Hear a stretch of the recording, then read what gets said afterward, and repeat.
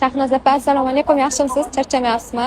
Shahnoz opa, sizga rahmat aytmoqchi edim. Kursingizga o'qib xato qilmagan ekanman. Afsuslanmayman kursingizni tanlaganimdan, chunki mobilografiya bilan ikkalasini bittada olib ketyapman.